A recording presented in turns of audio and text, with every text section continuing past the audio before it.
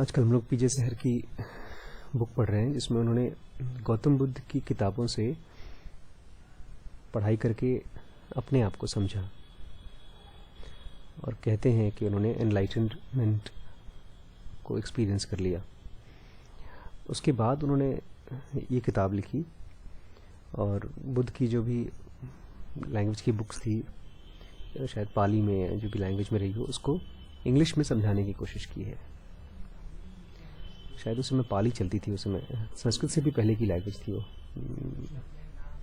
हाँ, ये शायद अब ये जब जो हम लोग पढ़ रहे हैं, कल भी जैसे हमने देखा कि इतना ज़्यादा थियरेटिकल नॉलेज है इसमें, थियरी है, शब्द हैं, कि लगता है कि क्यों इतने हम शब्द सीखें।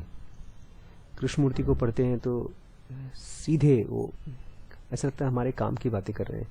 लव को तो हम जानते हैं, ऐसे ही हेट्रेड को जानते हैं, लेकिन ये ढेर सारे ऐसे शब्द लेकर आए हैं जिनसे हमारा कोई रूबरू ही नहीं है, कोई पहचान ही नहीं है। फिर मैं अपने आप से पूछने लगा कि मैं क्यों पढ़ रहा हूँ और क्यों पढ़ा रहा हूँ ये सब। तो इसका आंसर मुझे इस तरह से आया है कि माइंड बहुत ट्रिकी है और माइंड जैसे ही कहीं से रास्ता पाता है, हर चीज को शब्द बना देता है। हेट्रेड को भी शब्द बना देगा, लव को भी शब्द बना देगा, और शब्द बना करके वो हमको देखने नहीं देता। कि जैसे ही हम कोई चीज को पढ़ते हैं, कृष्णमूर्ति को पढ़ते हैं, कृष्णमूर्ति बोल रहे हैं अवेयर रहोगे तो अपने बारे में जानोगे, अवेयर रहोगे तो तुम्हें वो सब चीज दिख जाएगा जो चीज वैसे पॉसिबल नहीं है। लेकिन अब अवेयर रहो, कैसे रहो? बात तो करते हैं हम लोग अवेयर रहने की, लेकिन फिर भी दिखती नहीं चीजें। तो क्यों नहीं दिखती? बिकॉज अब अवेयर रहना ही अपने आप में एक शब्द बन गया है जो हम रिपीट करते रहते हैं।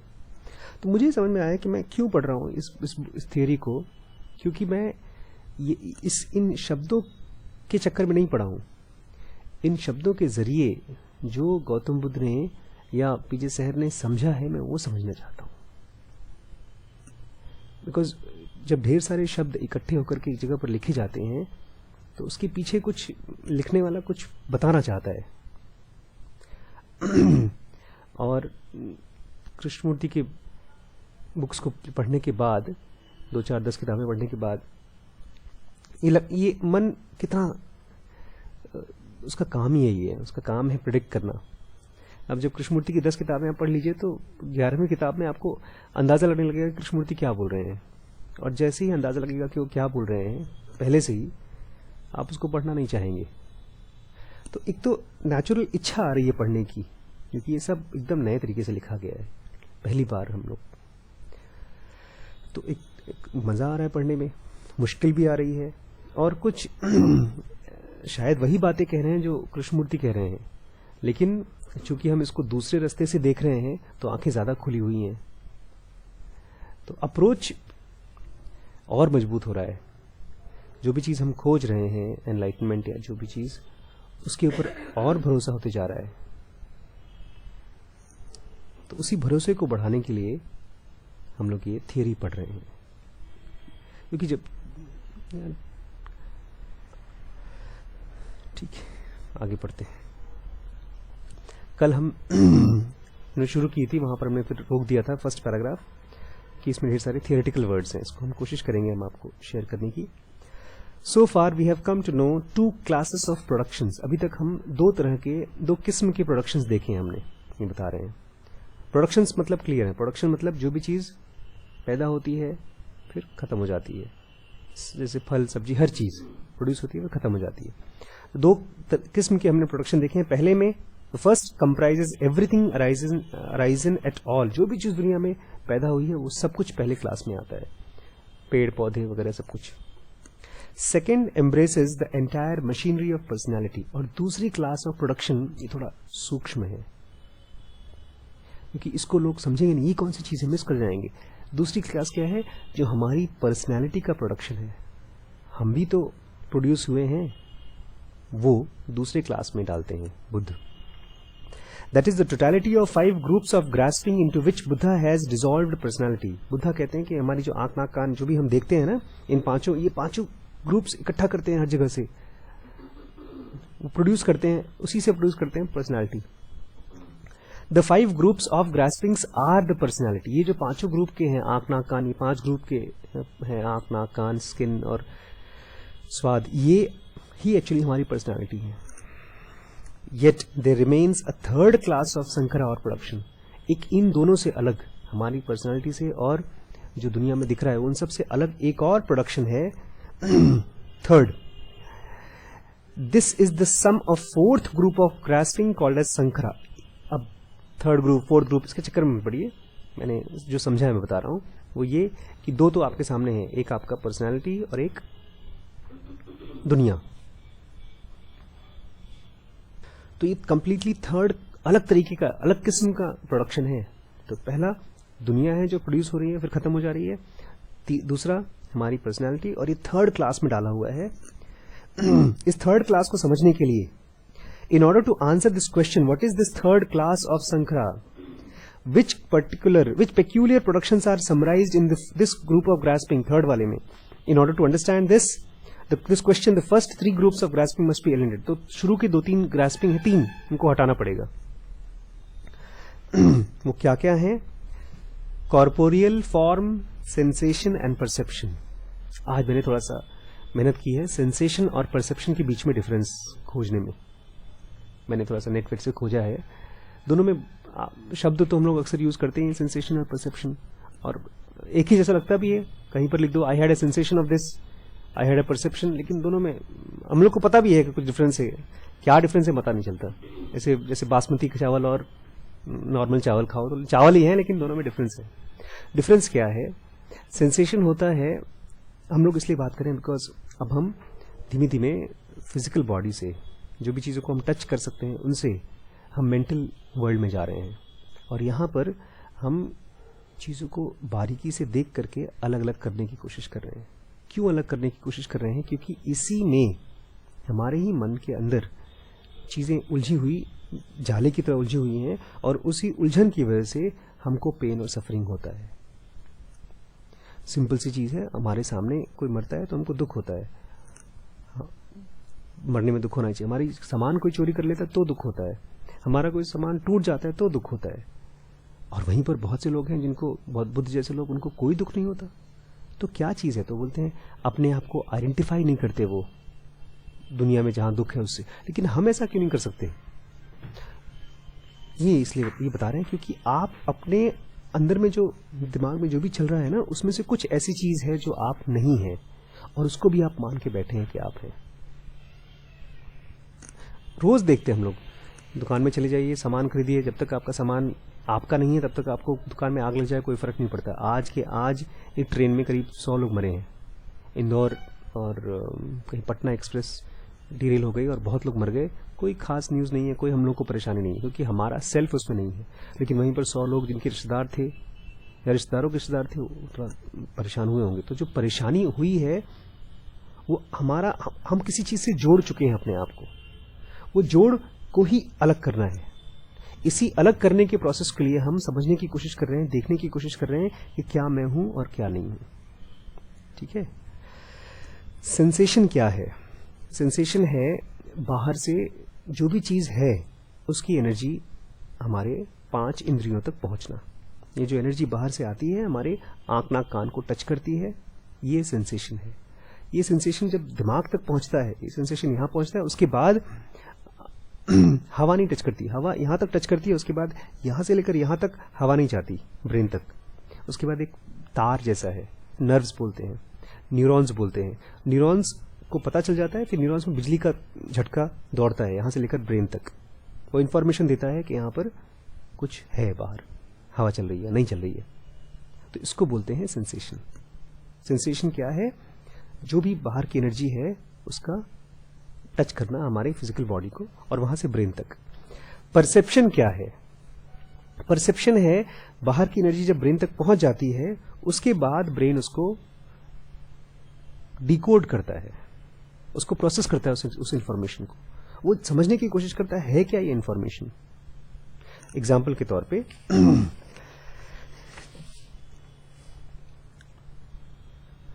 ठंड, किसी ठंडी चीज को टच करना, ये सेंसेशन है।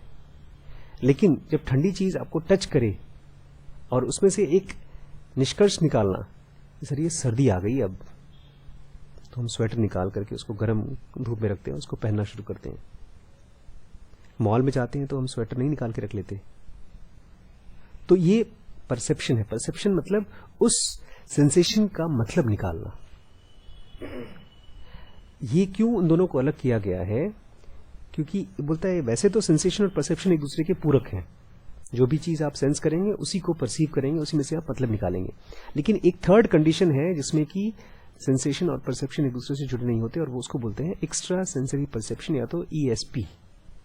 हमारे आसपास जो भी चीजें, एनर्जी है, जो भी पेड़ पौधे हैं, हवा है, आग है, उसको तो हम महसूस कर सकते हैं और हम जानते हैं कि उसी को हम डिकोड कर रहे हैं। लेकिन बहुत बार ऐसा होता है, लोग आंख बंद करके बोलते हैं कि दूर कहीं कुछ हो रहा है, भविष्य देख लेते हैं। जब नहीं थे, आपके याद है, हम लोग कृष्णमूर्ति की बुक पढ़ रहे थे, तो उसमें लेग बीटर ने आंख बंद करके बोल दिया था कि दूर कहीं वो टाइटैनिक जहाज को बता दिया था कि डूब रहा है, उसी दूर डूब रहा था टाइटैनिक, और उन्होंने आंख बंद करके बता दिया था। वो था एक्स्ट्रा सेंसरी परसेप्शन, कि सेंसेस वहां तक पहुंच ही नहीं रही, फिर भी कोई आदमी उसको परसीव करके उसमें से कुछ उसका मतलब निकाल रहा है। ऐसे ही कृष्णमूर्ति के ऊपर सर पे हाथ रख के, सर पे हाथ तो हम भी रखते हैं, लेकिन हमको तो खाली बाल समझ में आता है कि यहाँ पे बाल हैं, लेकिन जब उनके सर पे हाथ रखते हैं लेग बीटर कृष्णमूर्ति के, तो उनको समझ में आता है कि कौन से जन्म में, पिछले जन्म में क्या थे। तो ये परसेप्शन है।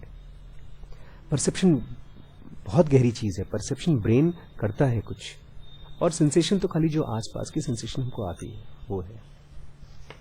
तो ये कह रहे हैं कि अगर आप कॉर्पोरियल फॉर्म, फिजिकल बॉडी को जो भी महसूस करता है वो, और सेंसेशन परसेप्शन को हटा दीजिए, तो एक तीसरी चीज है, तीसरा एक प्रोडक्शन है जो बहुत इंपॉर्टेंट है। उसका नाम दिया है प्रोड्यूसिंग थिंकिंग, विचारों का प्रोड्यूस होना।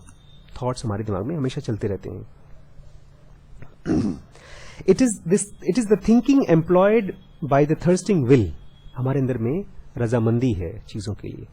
बहुत सी चीजों के लिए हम चाहते हैं हो, बहुत सी चीजों के लिए हम चाहते हैं ना हो। जो हम नहीं चाहते हैं कि ये चीज ना हो, वो भी हमारी विल ही है, नेगेटिव तरीके से। जैसे आज भाई साहब ने हमको बुलाया था चौराहे पर, कोई गैदरिंग थी छोटी मोटी, हम वहां नहीं जाना चाहते थे, एक्चुअली नहीं जाना चाहते थे। तो नहीं जाना भी अपने आप में विल है। तो ये क्या होता है? Thinking it is thinking employed by the thirsting will. अंदर में जो भी चीज हमारी इच्छाएं हैं या नहीं इच्छाएं, इसको जानबूझ के बोला इन्होंने थर्स्टिंग विल, क्योंकि थर्स्ट वर्ड से मालूम पड़े, आपको फील हो अंदर प्यास है उस चीज की, चाहते हैं किसी चीज को या तो नहीं चाहते। इस चीज का ही काम करती है थिंकिंग। थर्स्टिंग विल को ही पूरा करने की कोशिश करती है thinking. incessantly striving to satisfy this thirsting will that it might not torment us permanently। अब हर समय हम परेशान ना हो, इसलिए उस परेशानी को, थर्स्ट को पूरा करने के लिए हमारे थॉट्स काम करते रहते हैं। हम चाहते हैं कि बड़ी सी कार मिल जाए, तो कम से कम कार की फोटो के बारे में सोचते रहते हैं, कार के बारे में सोचते रहते हैं, उन लोगों के बारे में सोचते रहते हैं जिनके पास कार है। और कभी कभार कोई हमारा दोस्त है जिसके पास कार है, तो हम इसी में शो ऑफ करके खुश हो लेते हैं हमारे दोस्त के पास कार है। तो ये हमारे थॉट्स उसी थर्स्टिंग विल को पूरा करने की कोशिश करते हैं, ताकि थर्स्टिंग विल हमको परेशान न करें। अब कल वाली बात पर आज एक भाई साहब ने फिर से बोला है, कल की हम लोगों की जो वीडियो बनी थी इतनी बेकार बनी थी, उसकी भी तारीफ हुई है। I am really very glad that Sandy है, he liked it, he has even commented कि दिस इज वेरी हेल्पफुल। और प्लीज इसको फिर से हम लोग डिस्कस करें, सेल्फ और नॉट सेल्फ के बीच में डिफरेंस। इसको थोड़ा फिर से कोशिश करेंगे आज समझने की कि हम लोग क्या हैं और हम लोग क्या नहीं हैं। ठीक है। मरने के बाद जो आदमी मर जाता है वो नहीं होता, वो तो होता ही नहीं है। तो अगर हम लोग डर रहे हैं अपनी मौत के लिए, तो ये नीर मूर्खता है, एकदम बेवकूफी है। क्योंकि जब हम मर चुके रहेंगे तो हम होंगे नहीं, तो हम किसके लिए डर रहे हैं? और अगर नया जन्म होने वाला है तो हमको तो पुराने के बारे में कुछ याद ही नहीं रहेगा, तो किस चीज का डर? लेकिन ज्यादातर लोग मौत से डरते हैं, और वो इसलिए डरते हैं क्योंकि वो किसी ऐसी चीज के बारे में अपने आप को सोचते हैं हाँ, कुछ लोग ये भी कहते हैं कि डर हमको इसलिए नहीं होता क्योंकि हमको नियर एंड डियर वंस के बारे में होता है, हमारे नजदीक के लोग वो दुखी होंगे, वो परेशान होंगे। हाँ, थॉट्स में होता है, वो सच है, लेकिन सबसे ज्यादा डर तो हमको अपने बारे में लगता है, इसलिए लोग खून कर देते हैं भाई, अपने लोगों का खून कर देते हैं। अब समझने की कोशिश ये करेंगे कि आपको पता है ना, आप सब यहां पर इस समय बहुत महान साइंटिस्ट की तरह बैठे हैं। एक माइक्रोस्कोप है आपके दिमाग में, जिसमें से आप अपने ही माइंड में देखने की कोशिश कर रहे हैं कि आप क्या क्या नहीं है, क्या क्या है। अगर ध्यान से देखेंगे तभी आप समझ पाएंगे इस चीज को। ये सेंटेंस अदरवाइज मिस हो जाएगा, जैसे कल मिस हो गया था। सेंटेंस ये है, in every change something perishes and something new is formed. अब वो क्या चीज है? हर बदलाव में, हर रोज बदलाव हो रहा है हमारे अंदर में, हर बदलाव में कोई चीज है जो खत्म हो जाती है। कल मैंने क्वेश्चन पूछा अपने आप से, आशीष क्या है जो हर बदलाव में खत्म हो जाती है? वो घटना तो खत्म हो गई। कल मैंने आपको पाव भाजी खाते हुए देखा था सामने, अब तो नहीं हो, वो तो खत्म हो गई ना। अब क्या बचा है? उसकी मेमोरी बची हुई है बस। ठीक, वो घटना तो खत्म हो गई, एक लाइव इंसिडेंस खत्म हो गया। एक कल मैंने किसी को प्यार किया था, वो घटना खत्म, अब नहीं है वो घटना, तो समथिंग पेरिश्ड। ठीक है, और समथिंग न्यू इज फॉर्म्ड, और अब कुछ नया बना हुआ है। नया क्या बना? नया इंसिडेंस, नई घटनाएं आज बन रही हैं। ठीक है, but what has perished can not be unhappy. लेकिन जो चीज अब है ही नहीं, वो दुखी कैसे हो सकता है? हो सकता है दुखी? सर मम्मी तो दुखी होती है रोज, मेरी मम्मी तो दुखी हो रही थी। कल मम्मी का यही टेंशन था कि मैं वहां नहीं गई तो उसने आपने भी बहुत लोगों को सुना होगा, तुम्हारी हिम्मत कैसे हुई ऐसा करने की। तो लोग दुखी क्यों होते हैं? अरे वही तो हम जानने की कोशिश कर रहे हैं, लोग दुखी क्यों हो रहे हैं, इसीलिए हम पढ़ रहे हैं। और जो लोग इस चीज को नहीं जानते वही लोग दुखी होते हैं। तो ये कह रहे हैं, but what has perished can not be unhappy. Ashish bhai ये समझ लो, अगर तुम दुखी हो रहे हो तो किसी चीज को तुम किसी भ्रम की वजह से दुखी हो रहे हो। भ्रम मतलब जानते हैं? भ्रम मतलब झूठ। एक ग्लास लीजिए, शीशे का ग्लास, पानी वाला, पानी भर दीजिए, उसमें एक पेन डाल दीजिए और आपकी पेन टेढ़ी हो जाएगी। देखा है आपने कभी? एक्सपेरिमेंट किया है? फिर निकालो तो सीधी हो जाती है। ये भ्रम है। लेकिन सोचिए कोई बोले, रोना शुरू कर दे, शीश की पेन को आप डाल दें, रोना शुरू कर दे, अरे मेरी पेन तोड़ दी तोड़ दी तोड़ दी। और जब निकाला शीश खुश, अरे भैया जादू कर दिया आपने। आप जानते हैं ये सब ऐसा कुछ हुआ नहीं है, ये केवल एक भ्रम है। तो वो बच्चा क्यों इतना खुश और नाखुश हो रहा है? क्योंकि उसने एक भ्रम को विश्वास कर लिया। तो जो चीज खत्म हो चुकी है, जो इंसिडेंसेस खत्म हो चुके हैं, वो तो कभी दुखी होते नहीं, और जो चीज नया हो रहा है वो भी दुखी नहीं होना चाहिए। But what has perished can not be unhappy as it no longer exists. क्योंकि पुराना nor can the something newly arisen be unhappy. और जो नया अभी अभी आया है वो भी दुखी नहीं होना चाहिए, as it has not experience the change. क्योंकि वो जो दुख की घटना है, यहां पर दुख सुख सब एक ही है। जो कुछ भी दुख की घटना है, उस नए वाले ने तो उसको देखा भी नहीं है अभी तक। मैंने इसका एक और एग्जाम्पल सोचा था आज बैठ करके। मैं हूं और मेरे दादाजी को मैंने देखा ही नहीं, एक्चुअली मेरे परदादाजी को मैंने देखा था, डैडी के दादा। उनके साथ काफी टाइम हम लोग बिता चुके हैं। जब मैं शायद MBBS में था उस समय उनकी डेथ हुई थी, या शायद 12th में था। शिरीष को तो पता ही नहीं हुआ कौन है। मेरे परदादा जी के नाम है स्वर्गीय श्री राम श्रृंगार शुक्ला। दादाजी को तो मैं कभी नहीं मिला हूं, और उनके भी पिताजी का नाम पापा लोग बताते हैं, जंगन प्रसाद शुक्ला, बुद्धन प्रसाद शुक्ला, पता नहीं कौन कौन है, क्या क्या है। बट मेरे दिमाग में अगर कोई कभी सोचता हूं दादाजी के बारे में तो थोड़ा सा मिस करता हूं, याद आती है उनकी, कभी कभी आंसू भी आ जाते हैं मिस करते हैं तो। लेकिन क्या शिरीष को, उनको लोग बूढ़ा बाबू बोलते थे, शिरीष को बूढ़ा बाबू, और एक और बंदा था उन्हीं के साथ, हाँ राइट, बूढ़ा बाबू के साथ एक उनकी वाइफ थी और एक उनकी जेठानी थी बूढ़ा मावा। उनके बारे में बड़ी, उनके साथ भी हम रहे हैं। उनकी खासियत ये थी कि शादी करने के बाद उनके हस्बैंड मर गए और हस्बैंड के साथ रही नहीं वो, उनका गौना हो, फिर गौना करके आ गई वो। पूरी जिंदगी बिना किसी हस्बैंड के साथ एक भी दिन बिताए वो एज ए विधवा हमारे यहाँ रही हैं। तो उनके साथ भी मैं रहा हूँ। श्रीश इन लोगों को जानता भी नहीं है, तो मैं तो थोड़ा बहुत दुखी हो भी लूँ इन लोगों के नहीं रहने पर या होने पर, मिस करने पर। श्रीश का कोई लेना देना नहीं है, क्योंकि श्रीश वो नया है जो अभी है, और वो लोग तो पुराने हैं जो जा चुके हैं। बीच में मैं बैठा हूं, इसी बीच के बारे में बात कर रहे हैं, अभी आएंगे हम लोग। जो नया है वो भी दुखी नहीं होगा, क्योंकि उस पूरे चेंज की वजह से ही तो वो आया है। But has only to nor can the something newly arisen be unhappy as it has not experienced the change but has only just arisen out of it. In any case, जो भी हो, it ought to feel glad about this change as it owes to its existence to it. और जो नया है वो तो दुखी छोड़ो, दुख तो छोड़ो, वो खुश होना चाहिए, बिकॉज इस बदलाव की वजह से आया है वो नया वाला, जो नई घटनाएं आई हैं। इसलिए अब यहां पर जो सेंटेंस बोल रहे हैं पीजे सहर, वो एक थियरी है, हम जानते नहीं इसके बारे में, इसलिए हम लोग कल मिस कर रहे थे। ये सेंटेंस कह रहा है देयरफॉर अ थर्ड समथिंग, एक तीसरी कोई चीज मस्ट बी प्रेजेंट, होनी चाहिए। हम लोग को पता नहीं, लेकिन ये कह रहे हैं होनी चाहिए, which feels the change to be painful, जिसको ये सब पेन महसूस होता है, क्योंकि पेन तो हमको महसूस होता है ना।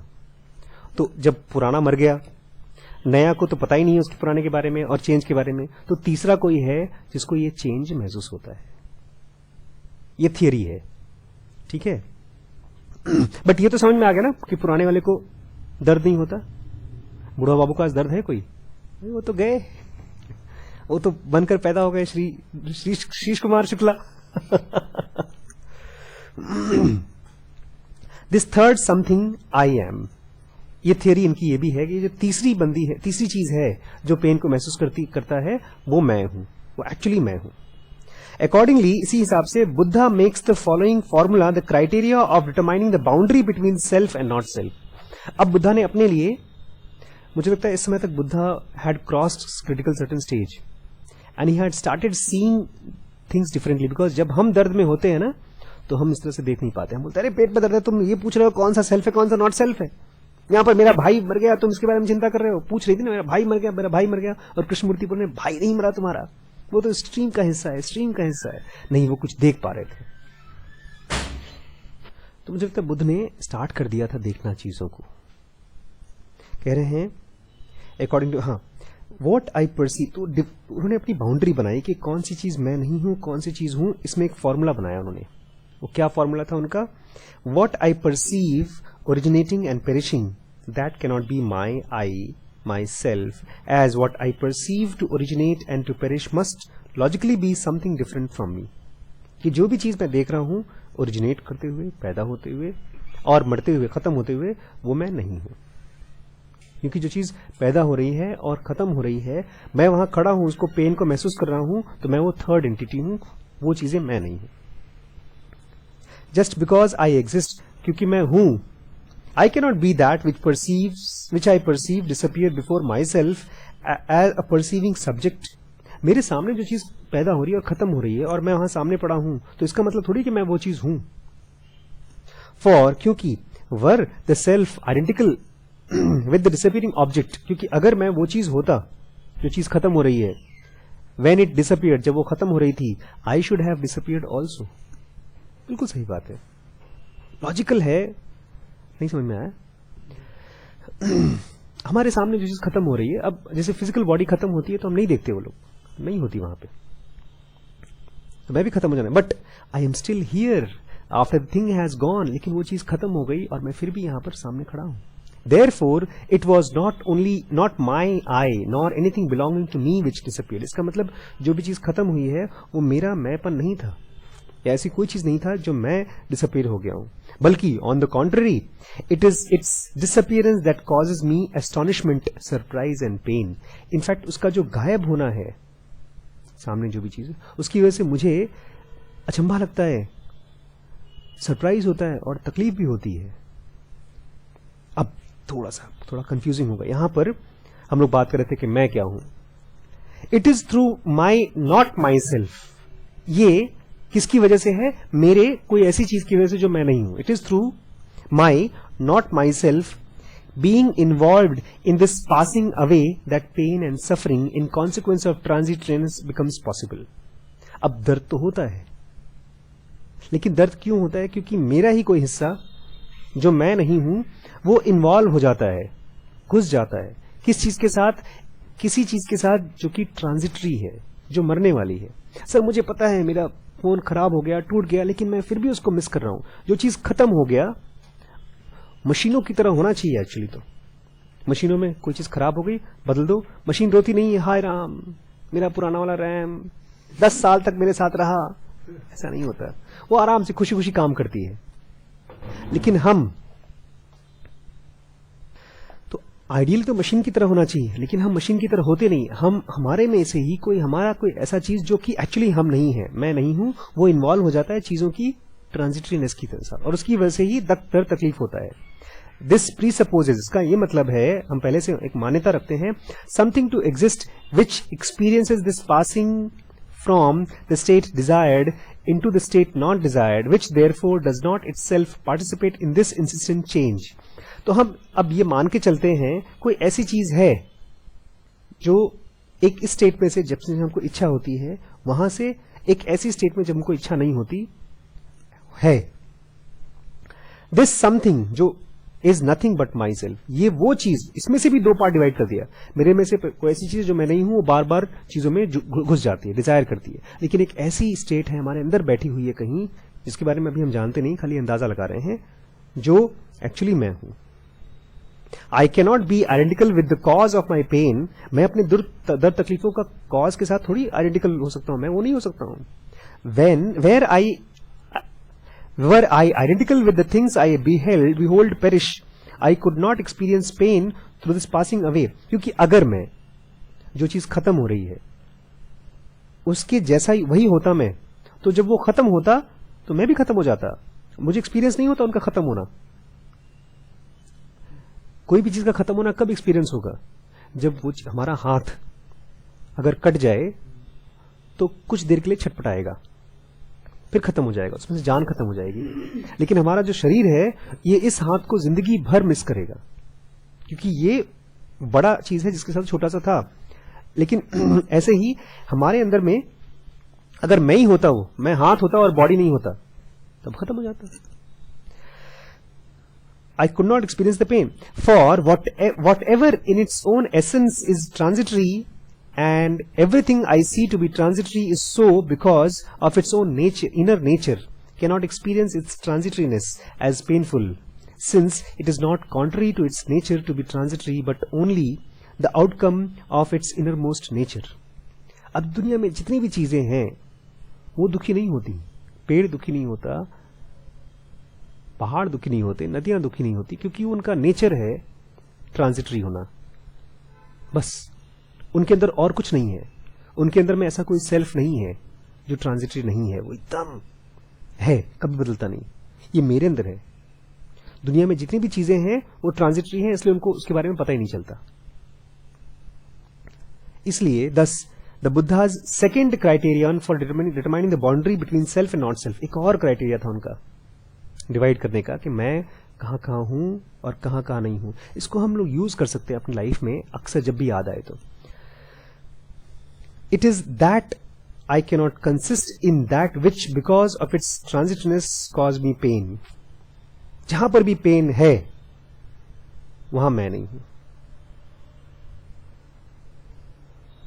आज तो ठीक है, हम बैठे हैं आराम से बातचीत कर रहे हैं, लेकिन जैसे ही कहीं कोई भी दुर्घटना हुई, छोटी या बड़ी, आज ही हमारे साथ छोटी सी दुर्घटना हुई है. हम लोग एक बुक खोज रहे थे, नहीं मिल रही थी बुक. काफी देर से खोज रहे थे, 2-4 बार मैंने भी खोजा, फिर मैंने कहा छोड़ो यार, ट्रांजिटरी है ही नहीं. बड़ी के साथ भी हम लोग एक्सपेरिमेंट कर सकते हैं, बशर्ते हम तैयार हो. तो फिर कल हमने फिर इसी को उन्होंने दूसरे तरीके से समझाया था, कैसे आपको मोशन कब महसूस होगा, कोई चीज मूव करती हुई कब महसूस होगी, जब कोई चीज उसके बगल में चुपचाप खड़ी हो, स्थिर खड़ी हो. Therefore नहीं, यहां से थोड़ा सा पढ़ता हूं मैं. With regard to all motions, दुनिया में जितने भी मोशंस होते हैं, of whatever kind it may be, it can be established a priori मतलब पहले से, that it becomes perceivable only by comparison with something at rest. हमारा दिमाग भी ऐसे करता है, पता है, हम बैठे होते हैं और हमारा दिमाग हमेशा मोशन में होता है, और कभी कभी जब थिर होता है तभी आप उसे, ऐसा हुआ परसों नरसों हमारे डॉक्टर साहब थे, तो उनके बारे में बात हुई कि वो यहाँ से छोड़ के चले गए हैं, उनको अच्छी खासी बहुत अच्छी सैलरी मिल रही थी, तो आधी सैलरी पर वो किसी बड़े हॉस्पिटल में बरेली में ज्वाइन किया उन्होंने। फिर उस हॉस्पिटल के बारे में चर्चा हुई कि यार बड़ा अच्छा हॉस्पिटल है, उसमें बड़ी बड़ी मशीनें हैं और शहर है, वो तो बड़ा शहर है, वहाँ पर अलग अलग अच्छी अच्छी फैसिलिटीज होंगी। तो अचानक मन में एक तरह का मायूसी सी आ गई। कहाँ से? उस कंपैरिजन से कि हम लोग यहीं पर हैं, हम यहीं पर 6 साल 5 साल से फंसे पड़े हैं, और वो डॉक्टर साहब नए नए, मुझसे भी यंग, जस्ट पास्ड आउट, बड़े अच्छे हॉस्पिटल में चले गए। लेकिन ये बात यहाँ तक नहीं हुई, मतलब मेरे दिमाग में तो यहाँ तक नहीं चली। मैं और रिम्पी डिस्कस कर रहे थे और फिर रिम्पी ने अपने दूसरे काम को करना शुरू कर दिया, लेकिन मैंने इस थॉट को और आगे लेकर गया। फिर मैंने सोचा कि ठीक है, मैं यहाँ पर हूँ, डॉक्टर साहब वहाँ पर हैं, अब हमारी लाइफ कैसी होगी, क्या हो रहा होगा हम लोग की लाइफ में, क्या जब यहाँ पर डॉक्टर साहब थे ना, बहुत परेशान थे बेचारे। कहते हैं कि वो रोज रात को सारे 2-3 लड़कों को ले जाते थे घर पे नहीं, होटल में रहते थे, 2 महीने काम किया होगा, और बोलते थे, ऑर्डर करते थे 2-3 बड़े बड़े खंबे जानते हैं आप, पोल, मतलब वो, और धुत रहते थे। एक दिन, मतलब मुझे पता नहीं था ये चीज, मैं विश्वास भी नहीं करता, लेकिन मैंने एक दिन out of courtesy, out of friendship, मैंने कहा डॉक्टर साहब आप यहाँ होटल में रुके हुए हैं, आप हमारे कमरे में आके रुकिए, एक कमरा हमारा खाली है, आप यहाँ पर रुकिए जब तक आपका अपना रूम नहीं हो जाता। नहीं, बहुत कोशिश किया, नहीं आए। मैंने कहा छोड़ो यार, मैंने कहा, और प्लस उनके पास पैसे नहीं थे उस समय, वो उधार मांग के होटल में रह रहे थे, रोज का 500-1000 रुपये रोज का खर्च कर रहे हैं। मैंने कहा डॉक्टर साहब घर पे आ जाइए जब तक आपका नहीं आए। फिर एक दिन उन्होंने कुछ कहा, बोलते हैं सर बैचलर हूं मैं, आप समझा करिए। समझे नहीं बैचलर, क्योंकि मैं जब बैचलर मैं था तो मुझे कुछ ऐसी हुई ना ट्रांजिट, जब मुझे कॉन्ट्रास्ट चाहिए, मैंने कभी जिया हो बैचलर तब तो मैं जानूं, लेकिन मैंने बैचलर की लाइफ कभी जी नहीं वैसी। तब पता चला बैचलर मतलब वो लोग होते हैं जो लोग दारू पीते रहते हैं खूब, इसलिए वो यहाँ बोलते हैं यार आऊंगा तो मैं रह नहीं पाऊंगा फैमिली के साथ फैमिली में ड्रिंकिंग नहीं किया जाता है। फिर मैंने सोचा कि यहाँ जब डॉक्टर साहब इतने परेशान थे, तो क्या लखीमपुर शहर की वजह से परेशान थे या अपने वजह से परेशान थे, और अगर मैं यहाँ पर खुश हूं तो क्या मैं अपनी वजह से खुश हूं या अपनी नौकरी की वजह से खुश हूं, और अगर मैं बरेली में होता, बड़े हॉस्पिटल में, तो मैं उस बड़ी नौकरी की वजह से खुश होता या अपनी वजह से खुश होता। और डॉक्टर साहब अगर वहां से अगर अमेरिका भी चले जाएं तो अपनी वजह से खुश होंगे या अपनी नौकरी की वजह से खुश होंगे। हमको लगता है कि हम चीजों की वजह से खुश होते हैं, लेकिन वजह कौन होता है खुश या दुख होने का? हम माइंड।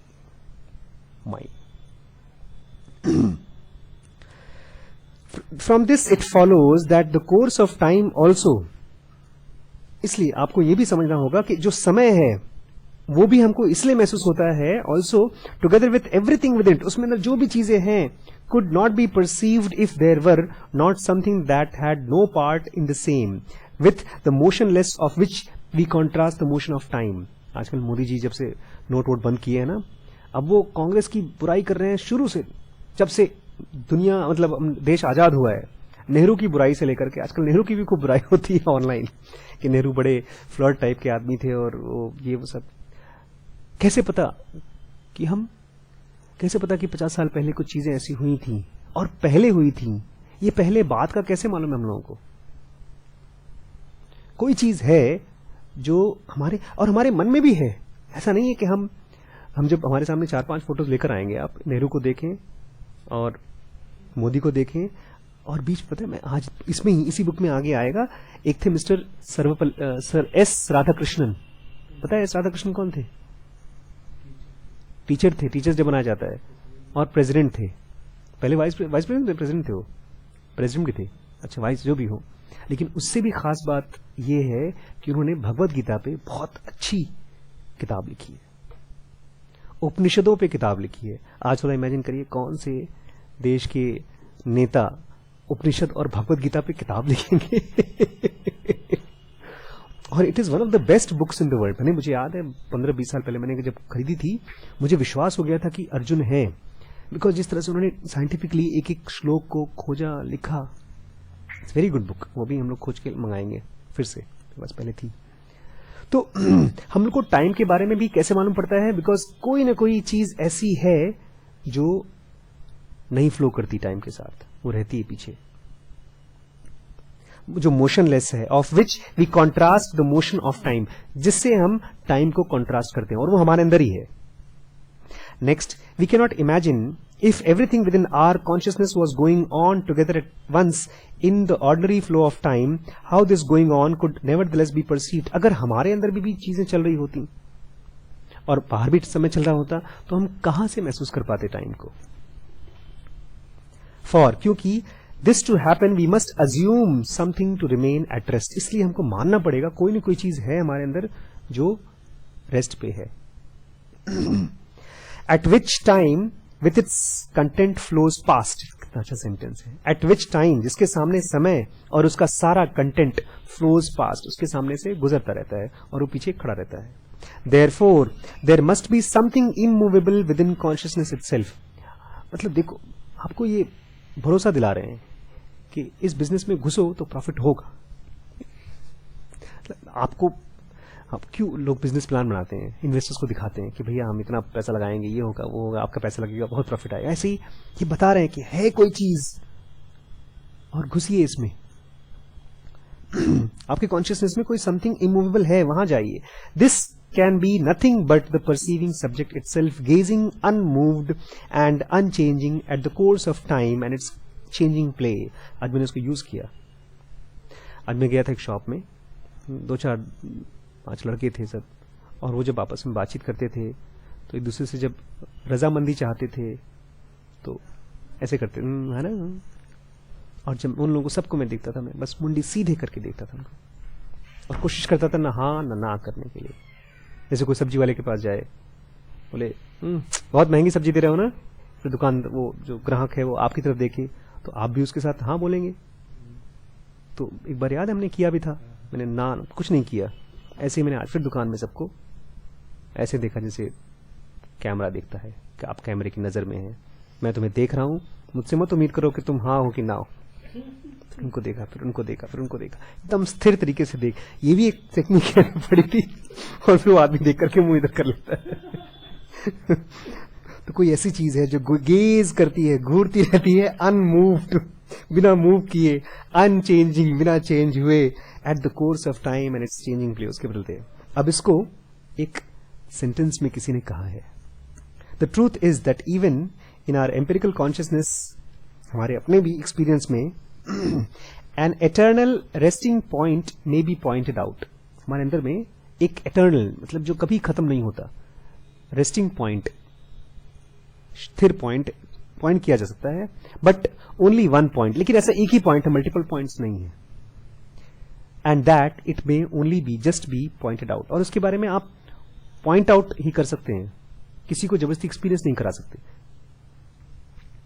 इसको सहज जी बोल रहे हैं, here I refer to my own doctrine. मैंने अपना खुद का एक सेंटेंस बनाया, ऐसी डॉक्ट्राइन है जिसके हिसाब से according to which the recognising subject is all perceiving but can not be perceived. आप समय को परसीव कर सकते हैं, आप भोजन को परसीव कर सकते हैं, आप इमोशन को परसीव कर सकते हैं, आप थॉट को परसीव कर सकते हैं, लेकिन जो इन सब चीजों को महसूस करने वाला है, आभास करने वाला है, उसको आप नहीं परसीव कर सकते. तो क्या कर सकते हैं सर, जब परसीव नहीं कर सकते तो ये सब क्यों झंझट करें? आप जी सकते हैं उसको, परसीव नहीं कर सकते. नमक का स्वाद, चल नमक हटाओ, कौन सा स्वाद है अभी जीभ में, कौन सा स्वाद है? जी हां, कोई स्वाद नहीं है, लेकिन है कुछ, जीभ तो है. ऐसे ही इसको आप परसीव नहीं कर सकते, उसका टेस्ट नहीं बता सकते, लेकिन वो है, उसको आप जी सकते हैं. The criteria for determining the realm of not self. कैसे आप डिसाइड करते हैं कि कौन सी चीज आपका नॉट सेल्फ नहीं है? टू विट का मतलब पता है, पुरानी फिल्मों में यूज होता था, अर्थात. टू विट मतलब अर्थात मतलब जानते हैं आप? अर्थात मतलब सुना तो होगा आपने फिल्मों में. अर्थात मतलब इसका ये मतलब है.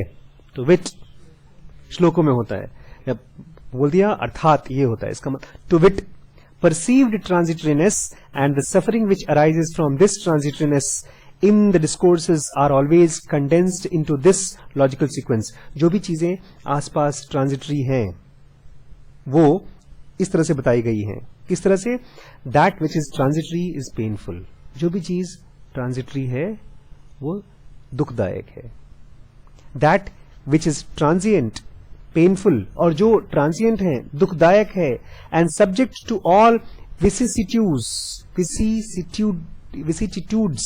विसिसिट्यूड्स, इसका मतलब है उलट फेर, बदल सकता है, टूट फूट सकता है, गिर कुछ सकता है.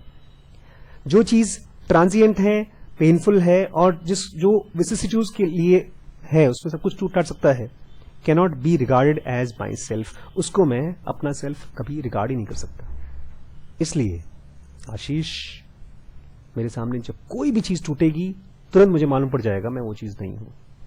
यही कृष्णमूर्ति बोलते थे कि अपने आप को जानना है तो पॉजिटिवली नहीं जान सकते, नेगेटिवली ही जान सकते हैं. करो, move fast and break things. टूटने दो चीजों को, प्यार करो, दिल टूटेगा तो हम, और जब प्यार है तो है ही, फिर टूटेगा तो पता चलेगा कि ये मैं नहीं हूं. थोड़ा सा और कर लें, 5 मिनट और, क्योंकि बहुत भारी चीज आने वाली है. अकॉर्डिंगली, इसी हिसाब से, what is not self is already decided. ये क्लियर हो गया कि हम क्या नहीं है. जो भी चीज ट्रांजिटरी है, जो दुखदाई है, वो मैं नहीं हूं. Everything is not self. तो अब तो दुनिया में जो चीज है, हर चीज मैं नहीं हूं, not self, anatta. On one side, एक तरफ स्टैंड्स आई, एक तरफ मैं हूं जो बिल्कुल बदलता नहीं है, कुछ है मेरे अंदर में जो बदलता नहीं है. ऑन द अदर, और दूसरी तरफ क्या है? द होल जाइगैंटिक कॉस्मोस, पूरी ब्रह्मांड, दुनिया. Duration, origination and dissolution of which I recognize in and through. अब नया वर्ड, एक नया चीज आ रहा है जो आपको मतलब मुझे तो ऐसे लगा, अरे ये कहां से आ गया. एक तरफ मैं हूं जो बिल्कुल बदलता नहीं है, और दूसरी तरफ पूरा ब्रह्मांड और समय, जिसमें हजारों साल पहले जो हुआ वो भी, और फ्यूचर में जो होगा वो भी, ये सब कुछ है. और इन दोनों को मैं एक्सपीरियंस करता हूं थ्रू माय पर्सनैलिटी. एक तरफ है प्योर मैं जो कभी मूव नहीं करता, और एक तरफ पूरी ब्रह्मांड, सब कुछ जो बदल रहा है, और इनको मैं एक्सपीरियंस करने के लिए यूज करता हूं अपना पर्सनैलिटी. यहां जब मैंने पर्सनैलिटी पढ़ा तब मैंने सोचा, भाई पर्सनैलिटी को हिंदी में क्या बोलेंगे? हिंदी में क्या बोलेंगे पर्सनैलिटी को? आपने कभी कोई वर्ड आ रहा है दिमाग में? व्यक्तित्व. तुरंत मैडम ने मुझे ये बताया, व्यक्तित्व. लेकिन मुझे व्यक्तित्व से नहीं समझ में आया कि यहां पर व्यक्तित्व वर्ड, तो व्यक्तित्व बड़ा प्योर लगता है, कुछ यहां पर कुछ गड़बड़ है. तो फिर मैंने हिंदी में और खोजा, तब मुझे एक अप्रोप्रिएट वर्ड मिला, और वो था शख्सियत. शख्सियत, हमारी शख्सियत है. तो एक तरफ प्योर हूं और एक तरफ ब्रह्मांड है, और इसको एक्सपीरियंस करने के लिए मैं अपनी शख्सियत का इस्तेमाल करता हूं. शख्सियत मतलब बड़ी सी कोट सूट, मर्सिडीज में जब जाता हूं मैं ब्रह्मा के सामने या सत्य के सामने बोलता हूं, आओ मुझे विष्णु आशीर्वाद दो. तो विष्णु बोलते, जाओ 10 साल और प्रैक्टिस करके आओ, तब तुम्हें डिग्री मिलेगी. कहानियां भी हैं. ये तो आपके ऋषि थे ना, विश्वामित्र, बहुत साल तपस्या किए थे जब उन्होंने देखा था एक कामधेनु गाय को. कामधेनु गाय थी जो इच्छाएं पूरी करती थी, और बेचारे वो थी किसके पास? विश्वामित्र के, वशिष्ठ मुनि के पास थी. वशिष्ठ को देखा और वो गाय सब कुछ, सारी इच्छाएं पूरी करती थी, तो उनको लालच हुआ. ये राजा थे उस समय विश्वामित्र, तो उन्होंने तपस्या करना शुरू कर दिया, साधु बन गए, ऋषि बन गए. लेकिन ये ऋषि गाय उसको मिलती थी जो ब्रह्म ऋषि होता था, और वो तपस्या कर करके मैक्सिमम क्या बन पाए? राज ऋषि. नो सॉरी, नहीं मिल सकता, क्योंकि वो राज ऋषि जो था वो चाहता था कुछ. क्या प्रॉब्लम है उसमें? बस 2 मिनट और. Because thinking is fully engaged by thirsting will. अब क्योंकि आपका जो विचार है वो किस चीज में बिजी है? थर्स्टिंग विल में, किसी न किसी इच्छा के साथ उसका परेशान है वो. It is in incessantly irritated by this will, इसलिए आपका जो थॉट है वो बेचारी इरिटेटेड है आपके इस विल से। इरिटेटेड मतलब जानते हैं क्या होता है? खिंचा हुआ, परेशान, खुजली जैसी हो रही हो will say. Buddha sage of such thinking, और ऐसे विचार के बारे में बुद्धा क्या कहते हैं? दैट इट इज डर्टीड, गंदा हो चुका है, बिग्रिम्ड, मैला है, by greed, hatred and delusion, इन सब चीजों की वजह से वो गंदा है। उसके थॉट्स, गंदा मतलब वैसा गंदा नहीं थॉट में गंदगी, ऐसा नहीं, मैला पानी की तरह है। जैसे आप पानी को यूज करें या शीशे को यूज करें देखने के लिए बाहर, तो आप देख नहीं पाएंगे। क्यों? बिकॉज अंदर में मैल है। To denote this state of thinking spirit we use the term, और इस चीज को, इस तरह के थिंकिंग को बताने के लिए हम क्या बोलते हैं? सेल्फ नहीं बोलते, हम बोलते हैं एक नया टर्म लेकर आते हैं, उसका नाम है MIND, mind. Thus, those productions of fourth group of grasping may also be called the creative or productive activities of mind. इसलिए ये जो एक्टिविटी है माइंड का, आप ऐसा जब सूट टाई या तो बड़ा अटक पहन के जाएंगे ना ट्रूथ को एक्सपीरियंस करने के लिए, ट्रूथ बोलेगी हम छोटे से हैं, आप जाइए, हम आपके किसी काम के नहीं है, बहुत बड़ी, लेकिन हमसे बात नहीं करेगी। इसलिए वो जीसस क्राइस्ट कहते थे बच्चे घुस जाएंगे मेरे किंगडम में, लेकिन किंग सोलोमन नहीं आ पाएंगे। ऐसा था ना, बाइबल में कहीं लिखा है कि छोटे छोटे बच्चे भी चले आएंगे, बिकॉज उनके अंदर सेल्फ नहीं है, उनके अंदर में कोई पर्सनालिटी नहीं है। छोटे बच्चे, उनका दिमाग मैला नहीं है थॉट्स से।